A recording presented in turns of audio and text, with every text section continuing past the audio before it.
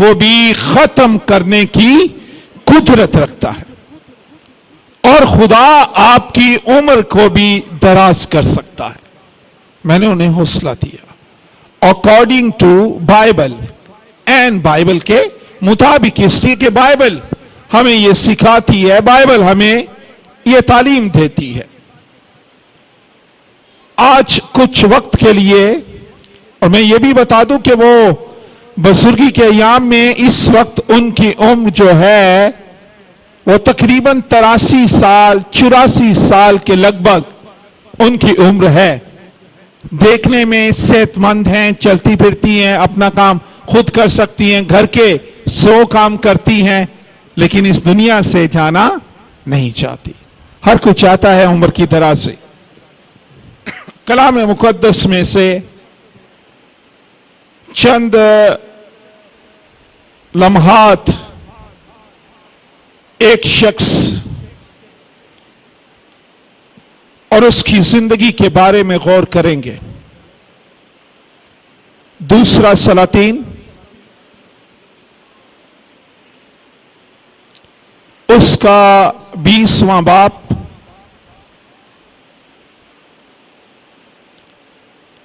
और उसकी पहली आयत से लेकर बाब के 6वीं आयत तक उसको देखेंगे।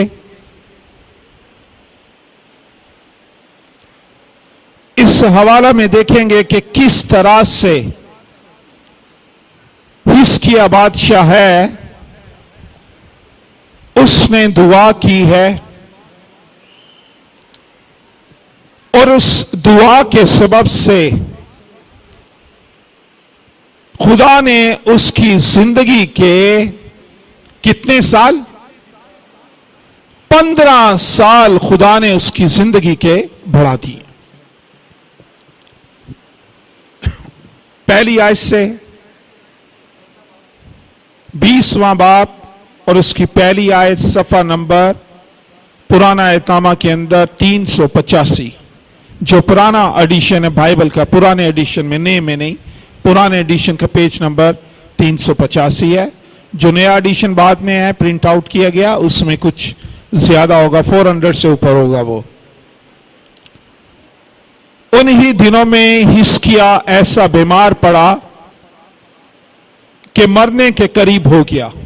उन्हीं दिनों से मुराद यहां पर जिन दिनों में हिजकिय्याह जो है वो यरूशलेम में सल्तनत कर रहा है, यरूशलेम का बादशाह है। उन दिनों में हिजकिय्याह ऐसा बीमार पड़ा कि मरने के करीब हो गया।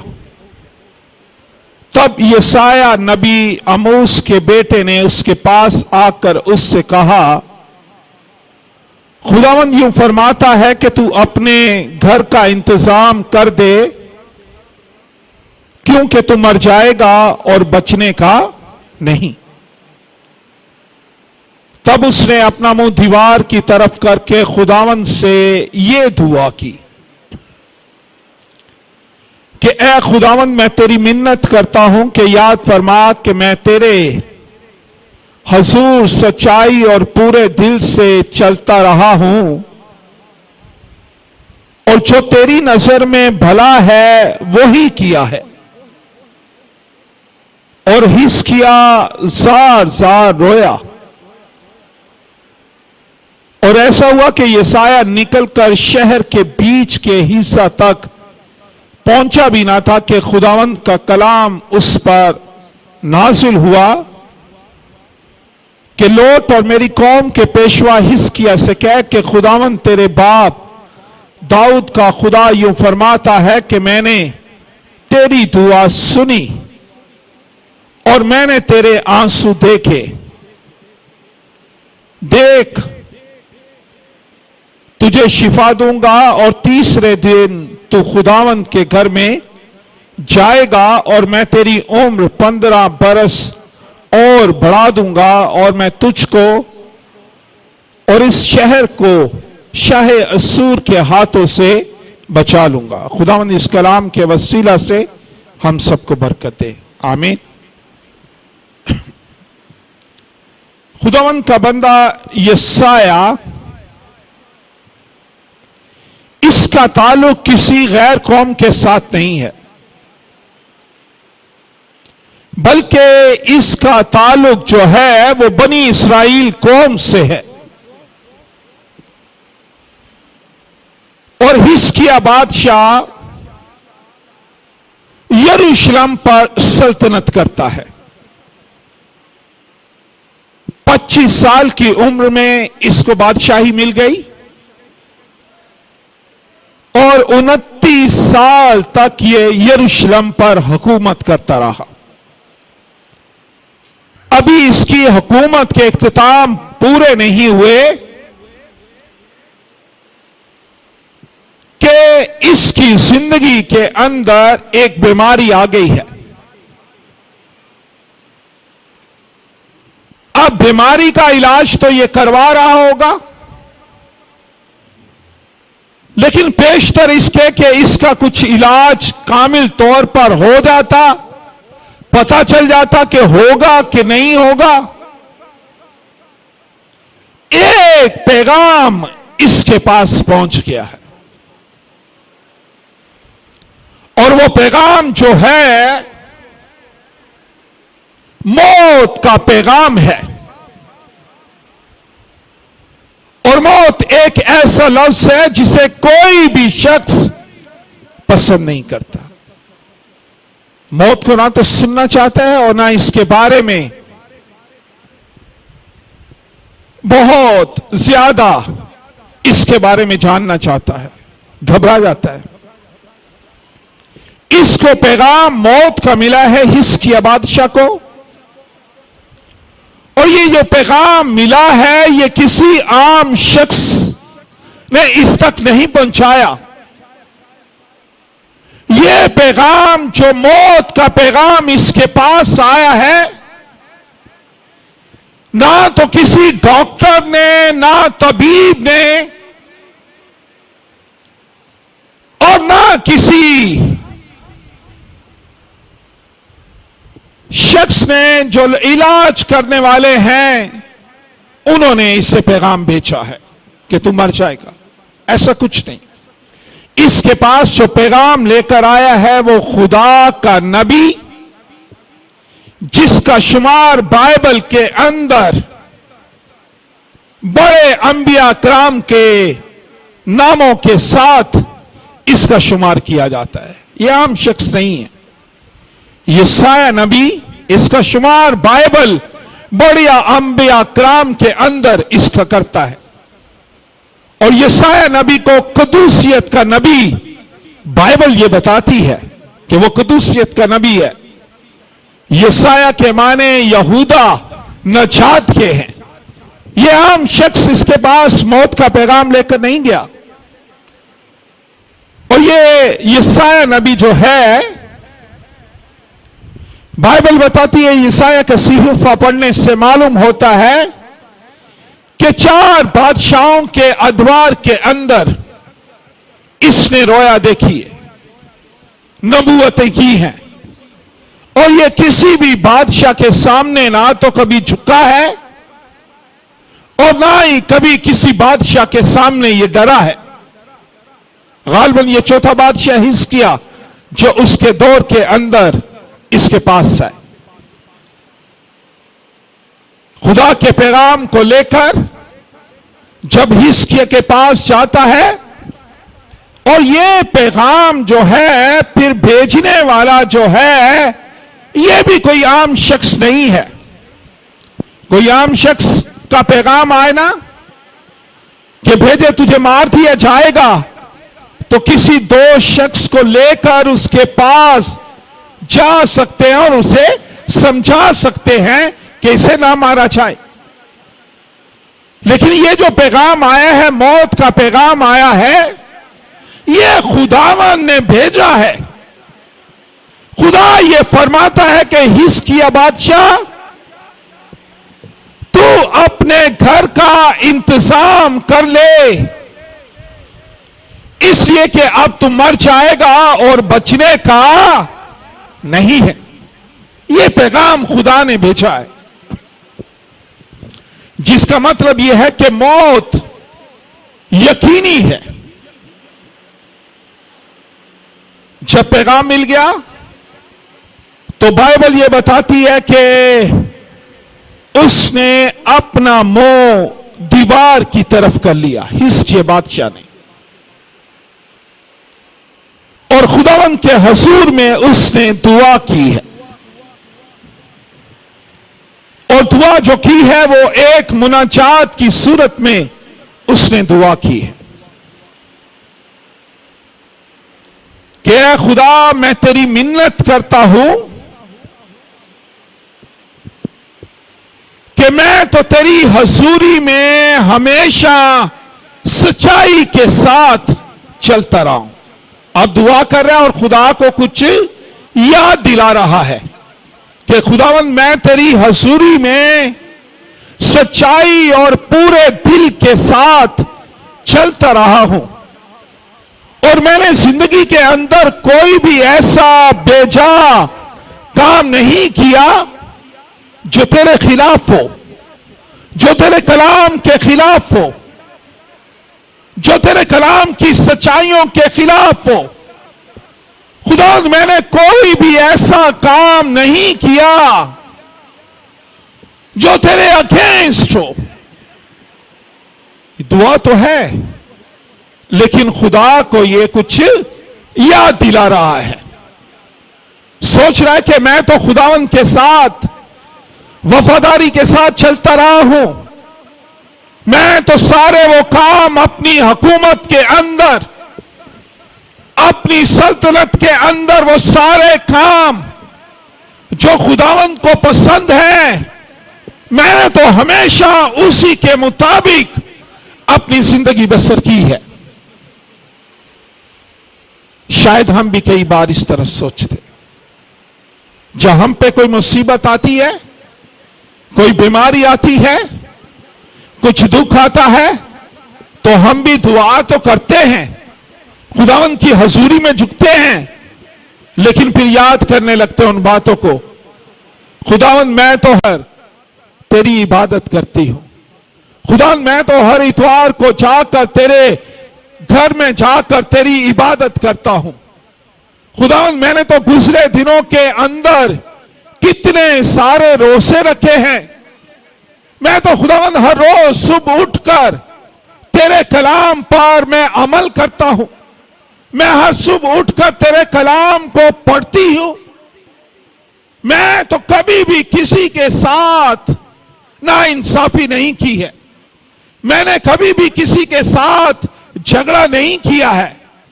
हम कब सोचने लगते हैं? जब हम पे कोई मुसीबत आती है, कोई परेशानी आती है, कोई बीमारी आती है, तो हम दुआ भी करते हैं और खुदा को ये बातें याद भी दिलाते हैं।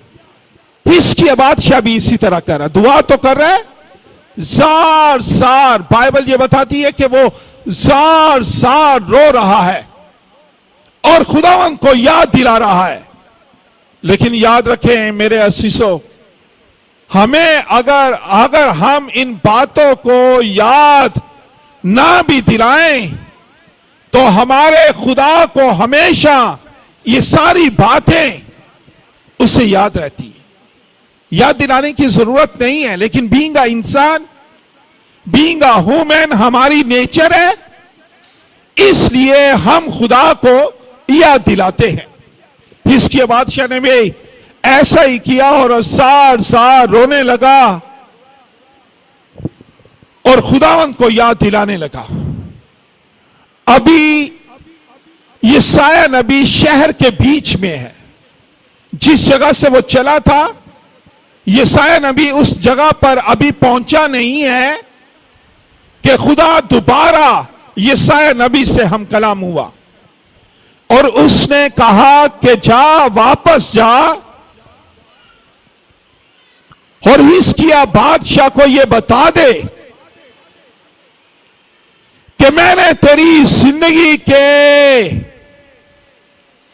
15 साल क्या किया है? बढ़ा दी। लेकिन उससे पहले इससे पेश करके खुदावंद ये कहता, उसने कहा कि हिजकिय्याह को बता कि मैंने तेरी दुआ को सुन लिया है और मैंने तेरे आंसुओं को भी देखा है। हमारा खुदा देखने वाला खुदा है, हमारा खुदा सुनने वाला खुदा है। हिजकिय्याह रोने लगा, जार जार आंसुओं के साथ वो रोने लगा और सोचने लगा कि मैंने कभी भी ऐसा बेजा काम नहीं किया जो खुदा के खिलाफ है। ये कैसे हो गया? रोने लगा और खुदा ने उसी लम्हात, शायद चंद मिनट हुए होंगे यशायाह को वहां से कूच किए हुए, बाइबल ये बताती है, जो हवाला हमने पढ़ा कि अभी वो शहर के बीच में है, उस जगह पर यशायाह नबी नहीं पहुंचा जहां पर उसे जाना है। खुदा ने हिजकिय्याह बादशाह की दुआ को सुन लिया, उसने वापस भेजा। उसने कहा, जा मेरे कौम के पेशवा को बता कि मैंने तेरी दुआ को सुना है और मैंने तेरे आंसुओं को भी देखा है और मैंने तेरी जिंदगी के 15 साल बढ़ा दिए। अब जब इस हवाले को देखते हैं तो ऐसे लगता है कि खुदा ने उसकी उस दुआ को सुन लिया। जो नजर आ रहा है, जो इस हवाला में नजर आ रहा है, वो ये नजर आता है कि हिजकिय्याह बादशाह दीवार की ओर में उसने खुदावंद की हसूरी में मिन्नत की है, दुआ की है, आंसू बहाए हैं और खुदा ने उसकी दुआ को सुना। ठीक है, 110% ये बात ठीक है कि खुदा हमारे आंसुओं को देखता है, खुदा हमारे रोने को देखता है, खुदा हमारी गिरियाजारी को देखता है, खुदा हमारे झुकने को देखता है, खुदा हमारे आंसुओं को देखता है, खुदा हमारी जिंदगी को देखता है, खुदा हमारी जिंदगी के कामों को देखता है। 110% ठीक है। लेकिन आज चल में इससे हटकर थोड़ा सा और देखेंगे कि आया सिर्फ यही सबब है कि उसकी उम्र के 15 साल, शायद दुआ तो उसने की, चंद मिनट दुआ की होगी और आपकी इंकरेजमेंट के लिए, आपके ईमान की ग्रोथ के लिए ये कहता हूं कि ये बात 110% ठीक है। खुदा ने उसकी दुआ का जवाब दिया है, इसलिए कि खुदा ने निचली वर्षी जब पढ़ते हैं तो वहां पर खुदा ने दोबारा जब यशायाह को भेजा तो उसने बताया यशायाह नबी को कि मैंने हिजकिय्याह के आंसुओं को देखा है और मैंने उसकी दुआ को सुना है। लेकिन आज चंद में इसके बैकग्राउंड में पसे पर्दा थोड़ा सा देखेंगे क्या चलता रहा है। खुदा का बंदा हिजकिय्याह का जो बैकग्राउंड है उसके बारे में देखते हैं कि यह खानदानी नस्ल है जो यरूशलेम पर हुकूमत करते चले आ रहे। इसका बाप भी यरूशलेम का बादशाह था, उसने 16 बरस यरूशलेम पर हुकूमत की। हिजकिय्याह बादशाह का दादा योताम, उसने भी 16 बरस यरूशलेम पर हुकूमत की। लेकिन जब तवारीख, दूसरे तवारीख की किताबों का मुतालिया करते हैं तो वहां पर पता चलता है कि जो इसका दादा था, हिजकिय्याह बादशाह का दादा था, उसने वो सारे काम वो किए जो खुदा की नजर में भले थे, खुदा की नजर में ठीक थे, खुदा की नजर में राज थे, ये काम हिजकिय्याह के दादा ने, जब वो यरूशलेम का बादशाह था, उसने ऐन उसी तरह किए। लेकिन उसकी जिंदगी में एक खामी, एक कमजोरी उसकी जिंदगी के अंदर भी पाई जाती थी, और वो कमजोरी जो थी कि वो हैकल के अंदर नहीं जाया करता था। जो सुलेमान बादशाह ने हैकल बनाई उस जमाना में, वो उस हैकल में नहीं जाया करता था। और बाइबल ये बताती है तवारीख के दूसरे तवारीख में कि लोग उस हैकल के अंदर जाकर गुनाह किया करते थे, लोग उस हैकल के अंदर जाकर बदी किया करते थे। ये उसके अंदर एक बहुत बड़ा गुनाह और कमजोरी हिजकिय्याह बादशाह के खानदान में पाई जाती थी। और जब इसके बाप का जिक्र पढ़ते हैं दूसरी तवारीख में, गालबन 27 या 28वें बाप में, तो वहां पर लिखा है कि ये जो हिजकिय्याह बादशाह का बाप है, इसने सारे वो काम किए जो खुदा की नजर में बुरे थे, खुदा की नजर में रास्त नहीं थे। इसने बड़े बड़े मंदिर तामीर करवाए। हिजकिय्याह के बाप की बात कर रहा हूं कि उसने मंदिर बनवाए हैं ऊंचे मकामों के ऊपर, पहाड़ों के ऊपर। उसने कुर्बानियां चढ़ाई हैं। बनी इस्राएल के लोग जो हैं वो बुतों की पूजा कर रहे हैं, और इसके बाप ने अपने ही बेटों को, यानी हिजकिय्याह बादशाह के भाइयों को, उसने खुद से आग के अंदर भी चलाया है, आग के अंदर जलाया है। बेशुमार ऐसे काम किए कि लोग बुतों की पूजा करने लगे। और बाइबल ये बताती है कि इसकी जिंदगी में, हिजकिय्याह के बाप की जिंदगी के अंदर ऐसे गुनाह पाए जाते थे कि उसने हैकल के अंदर जो पाक तरीन बर्तन होते हैं उनको जमा किया है, और उनको टुकड़े टुकड़े उसने कर दिए हैं। हैकल का दरवाजा बंद कर दिया है। हैकल में लोग इबादत करने के लिए नहीं जाते हैं, दरवाजे उसने बंद कर दिए हैं। और बाइबल ये बताती है कि इसकी जिंदगी में इतने गुनाह थे, इतनी बदी पाई जाती थी हिजकिय्याह के बाप के जिंदगी के अंदर कि ये यरूशलेम के शहर में तो दफनाया गया, लेकिन जहां पर इस्राएल के बादशाह जिस जगह पर दफनाए जाते थे वहां पर इसको जगह नहीं मिली। अब देखते हैं कि ये हिजकिय्याह ने क्या किया है। हिजकिय्याह के बारे में बाइबल ये बताती है कि जब ये बादशाह बना है, हम देख रहे हैं कि इसके पसे पर्दा क्या, उम्र की दराजी इसकी क्यों हुई है। एक तो हमने देखा कि ये 60 साल रोया है, खुदावंद की हजूरी में गिरियाजारी की है, खुदावंद की मिन्नत की है, आंसू बहाए हैं, और खुदा ने इसकी दुआ को सुना है। यह भी पढ़ा हमने। अब वो हम पढ़ रहे हैं कि इसके पसे पर्दा और कौन से अवामल थे जिसकी वजह से इसकी उम्र की दराजी हुई है। बाइबल ये बताती है जब ये बादशाह होने के लिए इसे सल्तनत दे दी गई है, तो इसने अपने पहले साल में, 29 साल इसने हुकूमत की, भी याद दिलाता हूं, 29 साल का पहला साल है, पहला महीना है अपनी हुकूमत के अंदर, पहली हुकूमत के अंदर इसने पहले महीने में इसने हैकल के दरवाजे को खोल दिया है। किस कदर यह हैकल की अहमियत को जानता है, किस कदर खुदा के घर की अहमियत को यह जानता है कि पहले महीना इसकी बादशाहियत का है और इसने हैकल के दरवाजों को खोल दिया है। कई सालों से, 16 साल तो इसके बाप ने हुकूमत की यरूशलेम में, तो अगर 16 नहीं तो शायद 15 साल से हैकल बंद थी।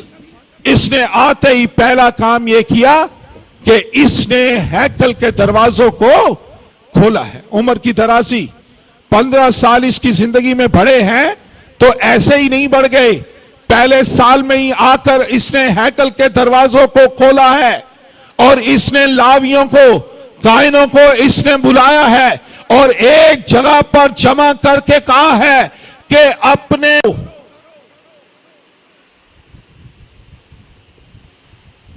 इसलिए कि 15 सालों से शायद उन्होंने कहानत का काम नहीं किया। हैकल तो बंद है, शायद कई सालों से उसकी खिदमत रुकी हुई है। इसलिए उसने बुलाया, कायनों को, लावियों को बुलाया कि अपने आप को पाक करो। उसने हुक्म दे दिया कि हैकल को पाक करो, सारी नजासत को, सारी गंदगी को इस हैकल से पाक करो। ये वही हैकल है जिसके बारे में खुदा का बंदा सुलेमान कहता है कि खुदावन, जब लोग तेरे घर में, तेरी हैकल में आते हैं, जब है खुदा लोग खानदान की सूरत में, जिस तरह आप सब खानदान की सूरत में भी, इज्तिमाई सूरत में भी, ग्रुपों की सूरत में भी लोग आते हैं, अकेला भी घर से कोई आता है, तो इसलिए सुलेमान ने कहा कि खुदावंत, जब तेरी मुकद्दस हैकल के अंदर लोग खानदान की सूरत में या इज्तिमा की सूरत में या अकेले कोई तेरी हजूरी में आए, तो खुदावंत तो उनकी दुआओं को सुनकर उनका जवाब देना। ये वही हैकल है, लेकिन उसका हिजकिय्याह का बाप, उसका खानदान नहीं जानता। हिजकिय्याह इस बात को जानता है। उसने कहा कि हैकल को पाक किया जाए। उसने जितने मंदिर थे, जितने पहाड़ थे, पहाड़ों के ऊपर मंदिर बनाए गए थे, उन सबको उसने खत्म करवा दिया। उसने तोड़ डाला। उसने ऑर्डर दे दिए कि मंदिरों के अंदर जो बहूर जलाया जाता है उसे बंद किया जाए। उसने जितने मंदिर थे, लोग बुत परस्ती करते थे, लोग कुर्बानियां चढ़ाते थे, उन्हें उसने खत्म कर दिया। ऐसे ही जिंदगी के 15 साल उसकी जिंदगी के नहीं बढ़ गए। उसने बड़े बड़े काम खुदावंद के उस इरादा में रहते हुए किए। और फिर बाइबल बताती है कि उसने उस सांप को जो बल्ली पर लटकाया गया था, मूसा के टाइम में लोग क्या कर रहे हैं, लोग उस सांप के पास जाकर, मूसा के जमाने में भी और उसके बाद गालबन कई सौ साल गुजर गए हैं, उसके बाद भी लोग जो है उस सांप की पूजा कर रहे हैं। मूसा के जमाने में खत्म नहीं हुआ। शायद हम सोचे कि शायद मूसा के जमाने में मूसा चला गया तो सांप चला गया, बल्ली चली गई, लेकिन बाइबल ये बताती है कि लोग उसकी पूजा करते हैं, उस सांप की। हिजकिय्याह बादशाह ने, वो आया है पहले ही महीने के अंदर, उसने मूसा के उस सांप को और बल्ली को उसने तोड़ डाला है, ताकि लोग उसकी पूजा ना करें, ताकि लोग उसके हुजूर में बखूर ना जलाएं, ताकि लोग वहां पर सजदा ना करें, ताकि लोग वहां पर कुर्बानियां जाकर ना गुजराने। उसने उस सांप के और उस बल्ली के टुकड़े टुकड़े कर दिए हैं। आज भी बहुत सारे लोग देवताओं की पूजा करते हैं। आज भी बहुत सारे लोग मंदिरों के अंदर, गालबन आमिर भाई इस बात को अच्छी तरह जानते हैं कि रंचोड़ लाइन के इलाका में बहुत सारे मसीह ऐसे भी हैं जो चर्च भी जाते हैं और मंदिर में भी चले जाते हैं, जाकर खुदा को भी सजदा करते हैं, और फिर वहां से जब मंदिर का दिन आता है तो मंदिर के में भी जाकर लोग सजदा करते हैं। लेकिन बाइबल क्या बताती है? गैर माबूदों के पीछे भागने वालों के गम क्या हो जाएंगे? कम हो जाएंगे, बढ़ जाएंगे। लोग आज भी बेशुमार लोग गैर माबूदों के पीछे भागते हैं, और उसके भागने का सबब वो सोचते हैं कि हमारी बीमारी का इलाज शायद इस मंदिर के अंदर होगा। इसलिए कि बहुत सारी गवाहियां सुनते हैं, जिन इलाकों में रहते हैं लोग इस तरह की बातें करते हैं, इसलिए तवज्जो उस तरफ चली जाती है, ज़हनी रुझान उस तरफ चला जाता है, सोच और ख्याल उस तरफ चले जाते हैं। लोग सोचते हैं कि इस मंदिर में जाएंगे तो हमारी ये बीमारी खत्म हो जाएगी, हम इस मंदिर में जाएंगे तो हमारे औलाद नहीं है, हमें औलाद मिल जाएगी। फिर याद दिला दूं कि हिजकिय्याह का जो बाप था, उसने खुद मंदिरों के अंदर जाकर उसने बुत परस्ती की। और बुत परस्ती की भी उसने कहा कि मैं जिन बादशाहों के खिलाफ लड़ा हूं वो जीत गए हैं और वो गैर माबूदों को मानते हैं, वो गैर माबूदों की पूजा करते हैं, इसलिए इसने भी उन माबूदों की पूजा करनी शुरू कर दी ताकि मैं भी फतहयाब हो जाऊं। लेकिन याद रखें, बाइबल बताती है जंग के लिए घोड़े तो तैयार हैं, लेकिन फतहयाबी खुदावंद की तरफ से है। फतहयाबी घोड़ों से नहीं है, फतहयाबी माबूदों से नहीं है, शिफा माबूदों के पास नहीं है, औलाद मंदिरों के अंदर नहीं है। अगर शिफा किसी के पास है, अगर औलाद किसी के पास है, तो वो खुदा के बेटे यीशु के पास है। हिजकिय्याह बादशाह, इसने सारे मंदिर तोड़वा दिए हैं। ये खुदा को और उसकी कुदरत को ये जानता है, ये जानता है कि खुदा किस तरह से इसको उसने बढ़ाया है। बीमार हो गया, अब सोच रहा है कि क्या होगा, लेकिन इसे कहा कि जिंदगी के 15 साल बढ़ा दिए गए हैं। हम देख रहे हैं कि इसने क्या कुछ किया है।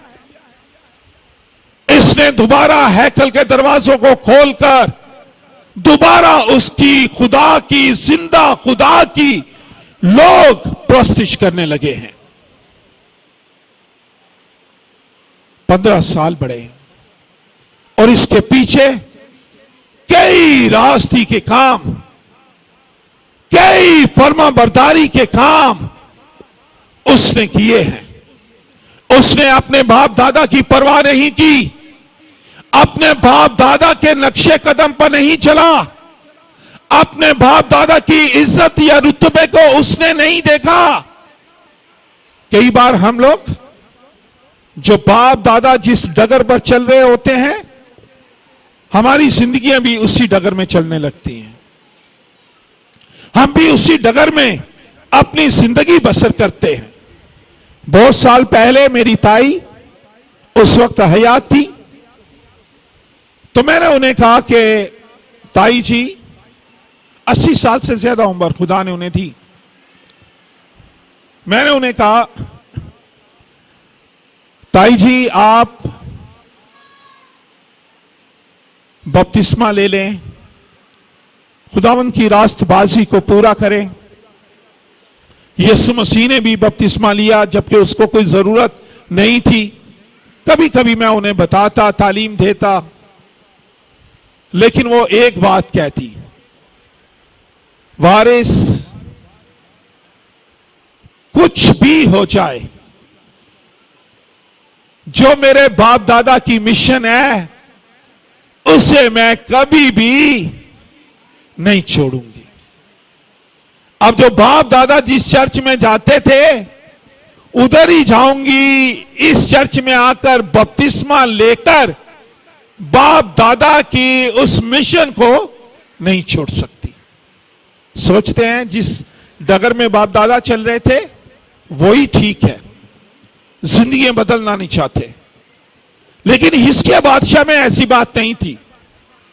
इसने अपने बाप दादा की इज्जत को, रुतबे को इसने नहीं देखा।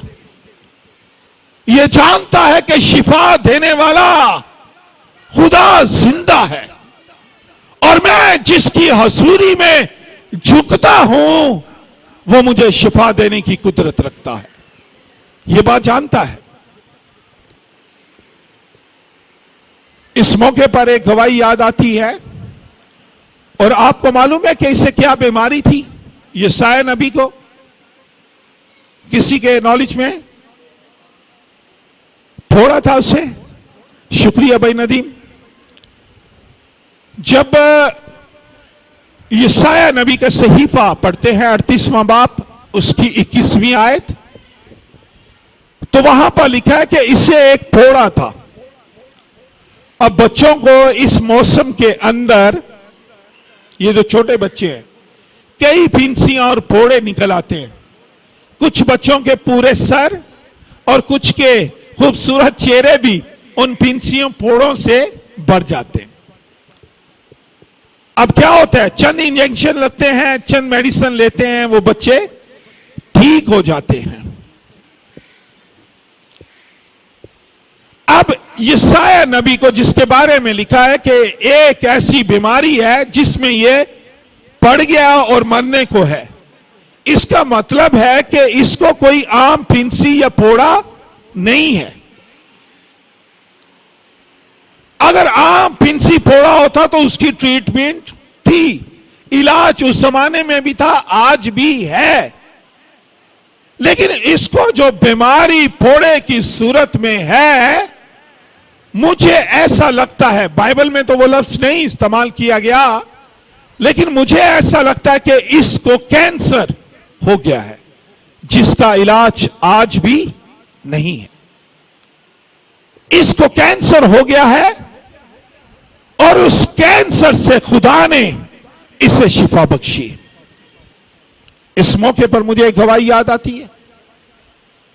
किसी भाई Aamir, pastor Shahbaz, elder Mushtaq, elder Javed, इस तरह हम साथी सब वहां पर मौजूद थे। तो वहां पर एक शख्स खड़ा हुआ और उसने कहा कि मुझे कैंसर की बीमारी थी।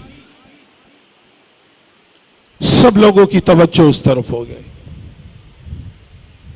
और उसने कहा कि मुझे 8 साल तक कैंसर, 1 साल नहीं, 2 नहीं, बल्कि 8 साल तक कैंसर रहा। और उसने कहा कि मैं कई जगह पर, कई हॉस्पिटल्स में इलाज करवाता रहा कि उस कैंसर के मर्ज से ठीक हो जाऊं, मगर नहीं हुआ। जिना हॉस्पिटल के अंदर उसने कहा कि मैं कई साल तक एक ही बेड के ऊपर जिंदगी और मौत की कश्मकश में वक्त गुजारा। डॉक्टर आते, इलाज करते, ट्रीटमेंट करते, इंजेक्शन लगाते, मेडिसिन देते, चले जाते। लेकिन एक सुबह एक डॉक्टर आया और उसने कहा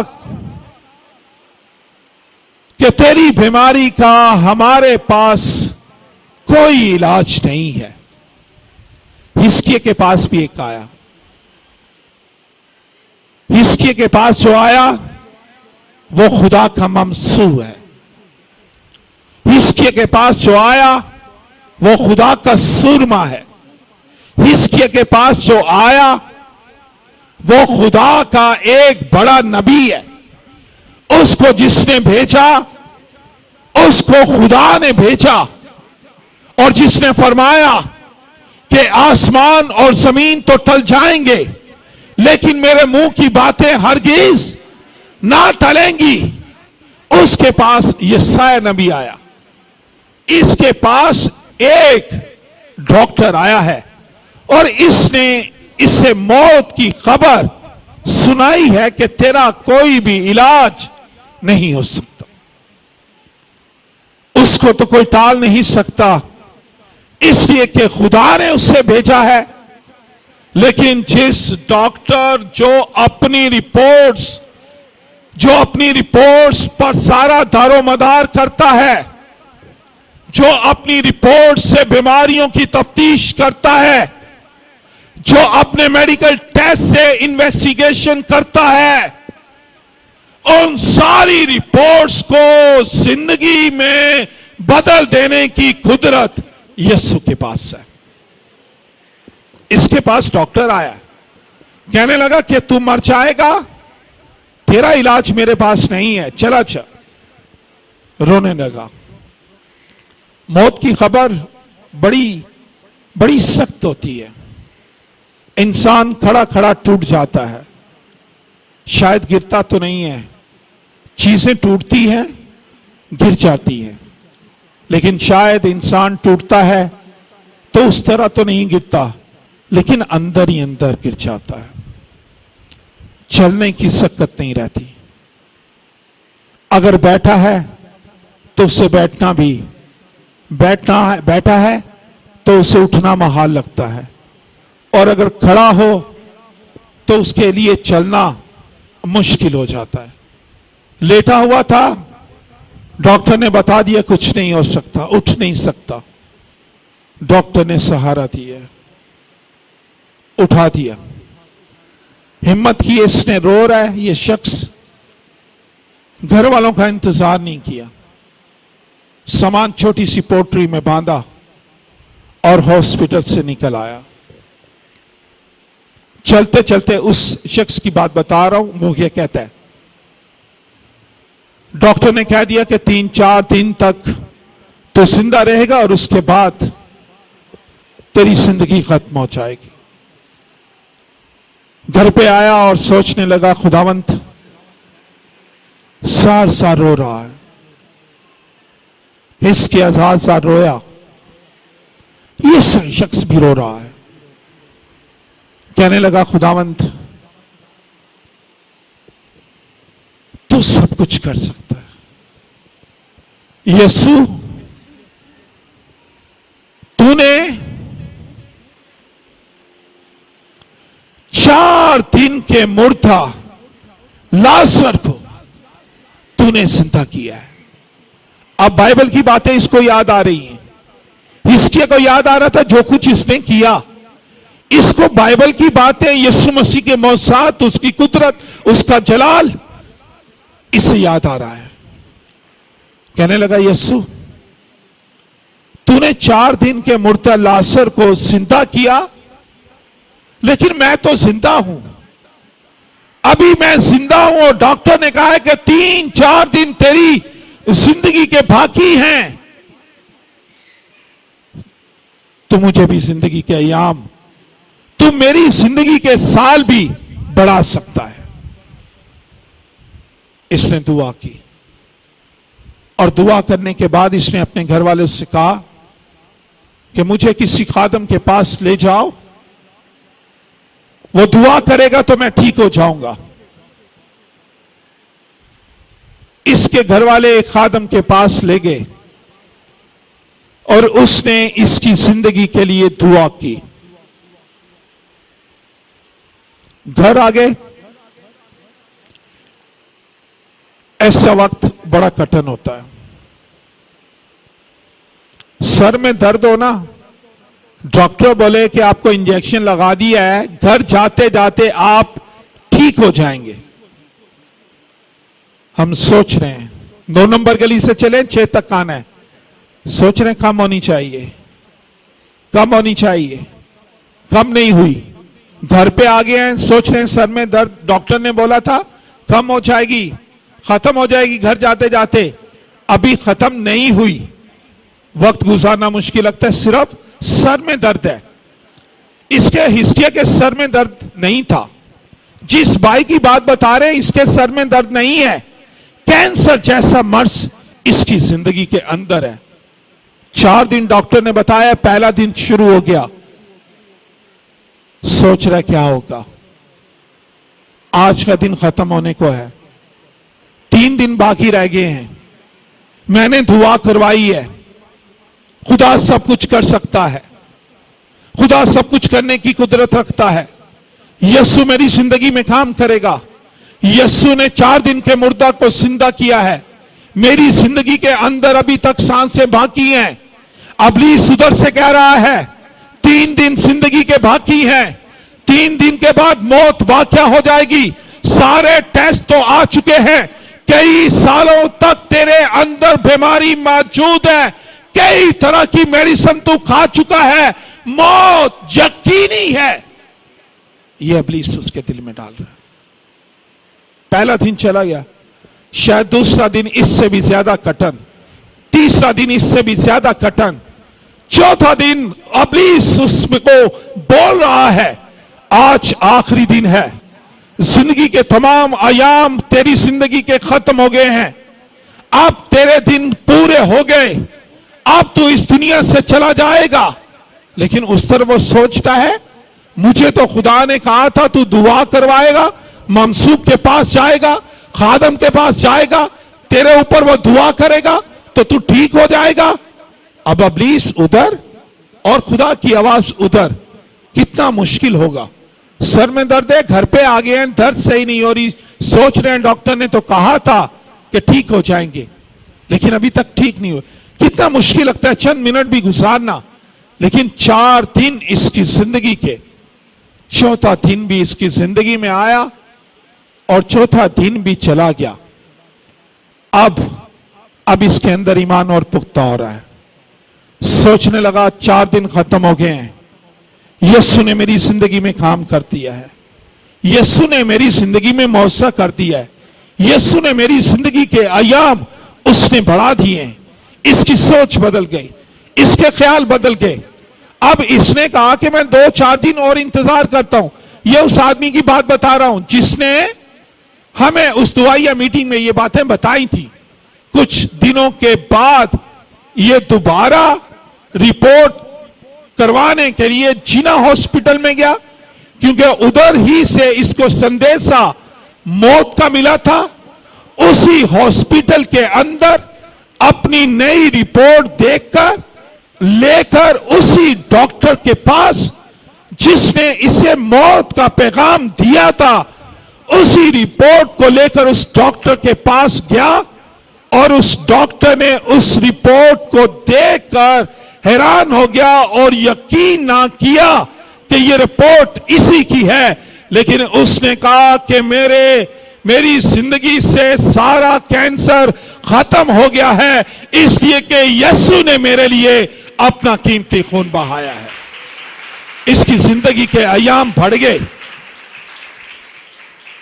और वो जब बता रहा है, वो चंद दिन नहीं हुए रिपोर्ट को आए, उसने कहा इस रिपोर्ट को आए दिखाए भी 2 साल से ज्यादा अरसा गुजर गया। खुदा जिंदगी के अयाम बढ़ा देता है, खुदा हमारी जिंदगियों से मुश्किलात को निकाल देता है।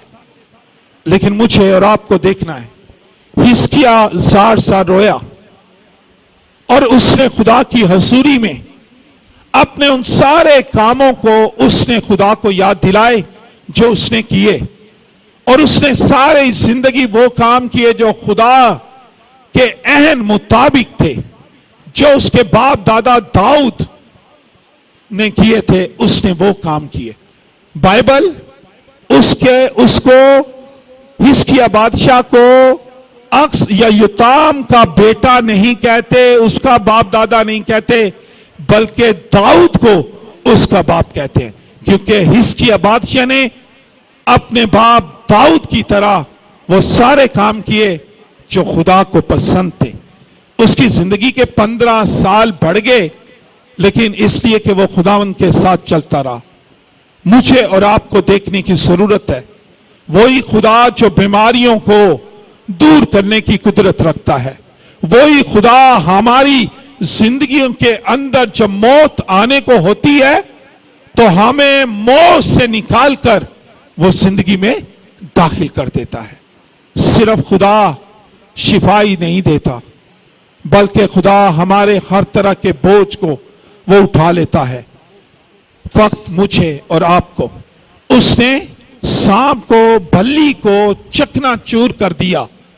आज मुझे देखना है कि हम किसकी पूजा कर रहे हैं।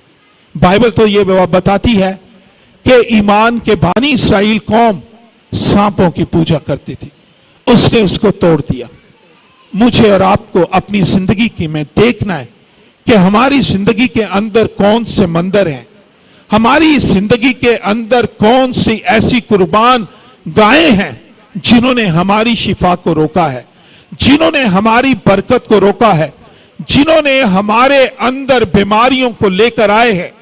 खुदावंद यीशु मसीह ने अपने जुबान मुबारक से इरशाद फरमाया कि ए मेहनत उठाने वालों और बोझ से दबे हुए लोगों, सब किसके पास आओ? यीशु ने कहा मेरे पास आओ, मैं तुम्हें आराम दूंगा, इसलिए कि मेरा जुआ हल्का और मुलायम है। अगर हम चाहते हैं कि जिंदगी में शिफा पाए, अगर चाहते हैं कि हमें बेटे और बेटियां मिले, अगर चाहते हैं कि हम मौत से निकलकर जिंदगी में दाखिल हो जाएं, अगर चाहते हैं कि हम बड़े बड़े बोझों के नीचे से निकलकर आराम की जिंदगी बसर करें, तो मुझे और आपको ईमान के बानी और कामिल करने वाले यीशु को तकने की जरूरत है। खुदावंद इस कलाम के वसीला से हम सबको बरकत दे। आमीन।